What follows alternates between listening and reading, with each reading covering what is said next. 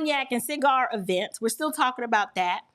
And the other aspect of this, the whole discussion that made me realize there is a serious mental defect or an emotional regulatory problem that just needs to be addressed. And we're going to talk about it because this other man, he brought up the recent comments that Congressman Byron Donalds has been catching so much heat for. And when I actually went back to listen to what he said, I was like, yeah, this is stupid. This is stupid. And there's an emotional regulatory problem that needs to be addressed. Byron Donalds recently made some comments at an event in Philadelphia. So let's go ahead and play that. My piece of advice for you, I think Byron Donalds, is that you can talk about black families, talk about black families, and talk about the black father. But when you intertwine Jim Crow in that, you're going to drive people away. So it's kind of like Bill Cosby. Have you seen that Cosby show where he said, you know, you can present steak and asparagus, but if you put it on the trash can lid, nobody's going to listen to you. So that's my piece of advice for you. I know. I said the words Jim Crow, and if you listen to the media, they would say that I wanted it to come back like you would say Beetlejuice if you said Beetlejuice 3 times. And I'm not saying it to be funny. I'm saying it because that's literally what happened. In that meeting in Philadelphia, what happened was we were talking about black families. If you look at the empirical data, before Lyndon Johnson's Great Society, black marriage rates were significantly higher. Did I reference Jim Crow? Yeah, because that was the era of time. Do I want it to come back? No, I don't. And I think the most, and brother, I want to say this. Hold on, because it's important. Because again, if you want a talking point, that's one thing. If you want a detailed answer, that's another. Nobody wants Jim Crow to return. I don't want Jim Crow to return. That's insanity. Say it again. Say it again. You want me to repeat myself? Repeat that again, please. Nobody wants Jim Crow to return. But hold on, Wesley. Hold on, Wesley. My brother. Hold on. Calm down, though. My man, chill. Can I answer the question? Go ahead. This is important. It's okay. Whoa. Both of y'all are talking. I'm trying to hear both of y'all. I'm trying to hear both of you. You want me to answer or you want to answer? You want to answer my question? Do you want to answer the question? Or you want me to answer the question? Because I'll answer the question. Hold on. Shh. This is important. The history of our country is very, very painful. It's very painful. But now if we refer to it, if now the point is that now it's going to insinuate that you want that back, that is what is destructive. But it's not different, brother. It's the truth. Do you want to, because let's talk, hold on. Do you want to talk about it or do you want to yell about it? Because I'll talk to you about it. I understand the divisive nature of the words Jim Crow. I understand that. Okay, so I hear where you are coming from. I do too. What I do want you to hear us say is that we aren't speaking about Jim Crow in terms of going back. We are talking about it in terms of a period in history, and I'm not trying to be divisive in that way. So I hear that word, those 2 words, trigger a generation. When my parents hear they're still alive, it triggers a generation. I understand that. We agree. We understand that those times were horrible. Under no circumstances do we ever want to return to anything like that. But I do. No. I'm answering your question. What I want to recognize with what you said, and it's something that I will actually think about and use some deference with. And like I said, I don't like canceling words. I don't like that. I like telling it like it is. But I do understand how those 2 words, to a lot of people in this country, is a really bad visceral trigger. Listen, Congressman Wesley, respectfully, Congressman Byron Donalds, if y'all ever see this, I get it. Y'all are way better than me. I told y'all I'm on punishment because, see, See, Byron is from Brooklyn, but Byron's also a politician. He's probably a little bit, more poised, and he's had some training. And so what you guys just saw, there was a lot of media behind. So for the cameras, I'm pretty sure Byron, he didn't go East Flatbush like he wanted to, because what the media will do, every time these guys say something, they always have to flip it and twist it. But see, I'm not, right? I'm not in Congress, so I am free. Not only am I free in Jesus, right? But I'm free to say whatever the heck I want to say, because nobody's going to shackle my mouth to make me think that, you got to be politically correct. Ain't nothing about me politically correct. So let's just get that straight. So what y'all did not hear, this is the nice, clean, polished, sanitized clip. I was there. Ghetto Sapien was there. That room was pandemonium. But because the mics, the way all the media was off to the back, you could really only hear Byron. But these nut jobs were literally right behind me. So it was very, very loud. It was very aggressive. And it got to a point, and they cut one point, it got to a point where some of Byron's people had to get up. And I knew this dude was with Byron, because he didn't look like no regular security. He looked like that dude from Brooklyn that you be like, listen, when I come up, you coming with me. He looked like he was like somebody was going to get touched. And I don't mean hands was going to get laid on them in Jesus' name. They were going to get touched, but it wasn't going to be a touch by the Spirit.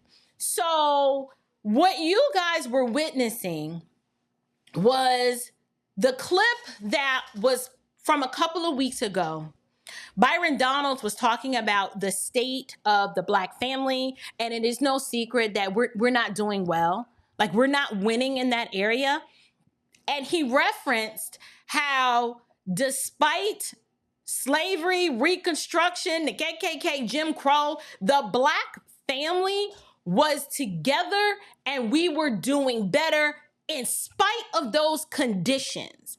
Not one time did he ever reference Jim Crow like it was some golden era for Black people. He was talking about the state of the Black family in the sense that Black men and Black women were married and they were being fruitful and they were multiplying and they were filling the earth, and the value system that anchored them, despite Jim Crow's subjugation, wasn't powerful enough to break up the Black family. But you know what was? The civil rights operation of the 1960s and the welfare state. What the welfare state did, what slavery, KKK, and Jim Crow could not do, the welfare state demolished, decimated the Black family. So when Byron was referring to this period of time and he literally used the words Jim Crow, that's what he was referring to. So in that clip, you can clearly see Byron Donalds is trying to help the sheroes in the room understand that nobody is advocating for Jim Crow to come back. No one was advocating for that. If you actually listen to what Byron was saying, he was actually explaining that despite the actual conditions that were super harsh, that were incredibly brutal, i.e.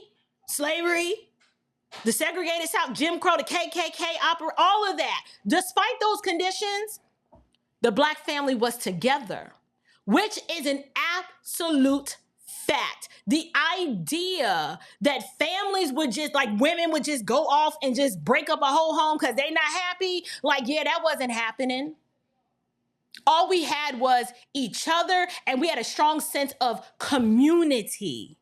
Right? When you acted a fool before your mama could get to you, Miss Betsy from around the corner and her husband got to you. And then they made it their business to tell your mama and dad, I had to pat them legs because so-and-so did X, Y, and Z. And it was like, thank you kindly. I appreciate that, because you don't want no unruly, menacing, unruly, and thuggish type behavior from your children. So that was the context of what Byron said, but here you got the pavement apes in the back, the mud culture Negroes who don't know how to act no matter where they go. You have them, the whole grown man. Let me tell you what his argument was, because you really couldn't hear it on the camera. He was arguing against just the use of the word Jim Crow, saying you should not have used the word. I kid you not. They were mad because they're like, you know how much pain that represents, and you shouldn't even have used the word, even though Byron kept saying I was referring to a period of time in history, right? Like if I had referred to the time of the American Revolution, or if I had returned to the time, of the Great Migration, or if I had referred to a time in history when you may not know the exact year, but you know the segment of time that you're referring to, and you refer to it as that, like Reconstruction or something like that. I don't know, the Middle Ages. He was triggered just because the terms, 2 words, Jim Crow was used. I say, yeah. There is some sort of, there's a lack of emotional regulation that's happening here that leads me to believe this might be borderline a mental disorder. So my question to the guy, because y'all know, I was sitting right there. I asked him and he didn't respond, because y'all know I'm little, right? I'm like, everybody's like way up here and I'm little, okay? So I'm asking him, I'm like, so when I refer to Joe Biden as Jim Crow Joe, do you get triggered then? Like you start tweaking when I call him Jim Crow Joe? I don't think so. Like, does your heart start racing, right? And you just start tweaking then? Like, how is our community going to build anything with this level of soy boy emotional argumentation at the helm? It is not possible. Like, explain to me how a people group who are the actual descendants of actual slaves all of a sudden are in their fields just because the words Jim Crow were used to reference a period of time in history. It's funny how we just get this selective amnesia and we get selectively triggered and outraged. So my question is, it didn't trigger you when Joe Biden emphatically told you that you weren't black if you didn't vote for him? Like that, you didn't get triggered then? Like, I'm trying to understand how you let a man, Jim Crow Joe, I said it, yes, with his words, try to strip you of your very ethnicity by telling you you don't even have an ethnic identity if you don't vote for me. But that's your guy? So words are actual weapons now. You were pierced to the soul when Byron Donalds referred to a period in time, said the words Jim Crow, and was referencing a time when the black family was together and we were strong and we was having lots of babies. No. Words are not weapons. Words are not weapons. I'm going to tell you exactly what we witnessed with the juvenile arguments that these paid agitators or these woefully blinded electoral serfs were actually trying to do. What these men were trying to do, because see, the source, the men who were the source of all of that commotion and bravado, what they try to do is they want to socially slaughter anyone who actually loves this country and wants to see it prosper. That's their goal. We're going to socially slaughter you. So if you actually believe in the principles and the policies that someone would consider MAGA, like make America great again, and if you believe in putting America first, not America only, but America first, they will try to socially slaughter you, especially if you don't base your whole identity around dehumanizing racial social constructs, right? Like meaning if you don't side with the pro-blackity black coalition and how they think, they will try to come for you and shame you. That's the goal.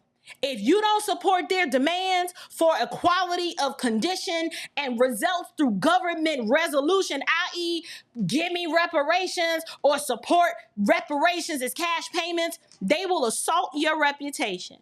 And they will attempt to castigate you in the eyes of the public. And no matter how much time you try to explain, no matter how much context you try to give, they will not hear you.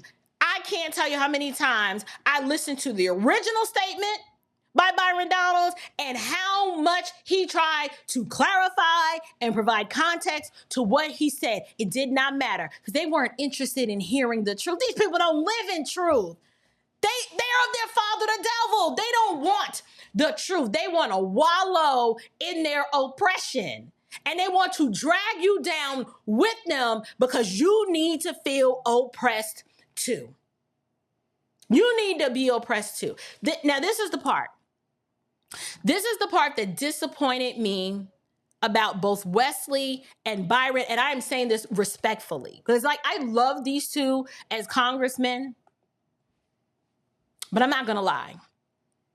I am tired of placating and rubbing the backs of these weak-minded, effeminate men, and I am tired of bowing down to their illogical, their counterparts, the illogical yes queens, right, of the Sisterhood Coalition. Both of them groups get on my daggone nerves. I'm tired. And I understand they are politicians, so they got to stay in their lane, right, and they can't say everything that they really want to say, but I'm like, they say what they want to say.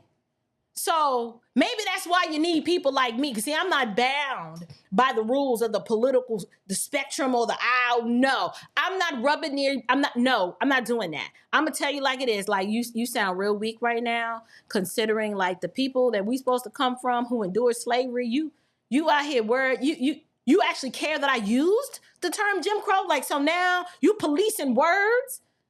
No, I said what I said. Stand on business. It is what it is. If you can't handle it, that's your problem. It's not mine. Here's the truth. I know that both Byron and Wesley were, trying to instill hope, right? And say, there was an aspect of what Byron was saying where he was trying to instill hope to say like the Black family was starting to come together. And the truth of the matter is, I disagree. We're not in a good place. We're not in a good place. We are nowhere close to being on an upward trajectory in that particular area, considering not enough of us are being born, especially in wedlock. That's not happening. As a people group, we are beyond the rate of replacement. So our young boys, they're not growing up to be strong and capable young men because so many of them were raised by their mamas. Like the soy boys out here at the event, the men in that room who were doing all that whining and crying, sadly, I got to claim them. Those were the Gen X men who were probably raised by their mama, and they came up there with enough orangutan energy to set that whole place on fire. Y'all, it was so sad. All you heard from them were emotional arguments. Men who are living in the freest country on the friggin' planet, not the Eastern Hemisphere, the whole planet, whining and crying, not about actual issues, but about statues and words. Statues and words. I was like, we done hit a new low. Statues and words. So overall, the event had promise. It had good intentions. And we were able to listen to some real solutions, right, from our congressman. But I was disappointed in how that room was allowed to be hijacked by what I believe were some paid melanated Marxist-minded Negro agitators. That's what I'm calling them. Who they ain't got a pot to pee in or a window to throw it out of. And all they could do is figure out, why we ain't protesting over a stone carving.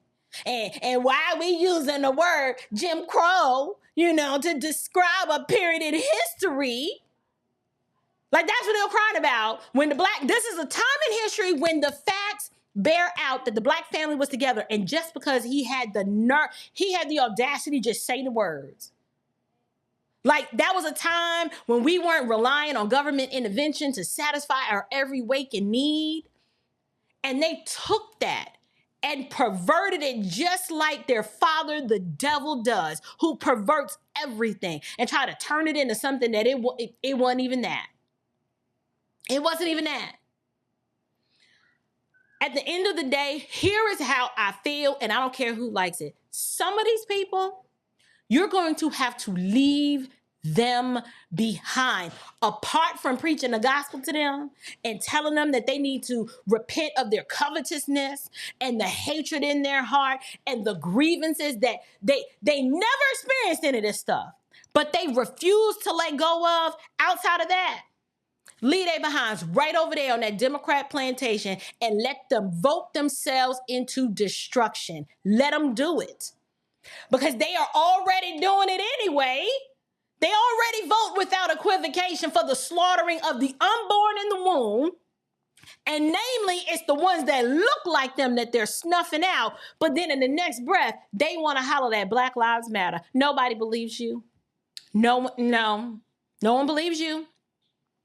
They listen to, they line up, and they throw their support behind these Marxist-minded black preachers who keep filling up their heads with the false gospel of the black liberation theology. And all that does is teaches black people that, America's just polluted by white racism. So therefore, we need to destroy America, disavow capitalism, and replace it with Marxism and socialism. I can't do it tonight. I can't do it tonight, but I am going to do a show exposing the godless goons, the black preachers who are that one leg of that iron triangle, who have sold their souls wholeheartedly to the Democratic Party in exchange for money and power and influence. That is a fact, and we're going to talk about it. And I don't know exactly when, but we're going to talk about it, and that is a show that you would definitely want to tune into. But in regards to this event, I'm sorry. Liberals ruin everything. They just do.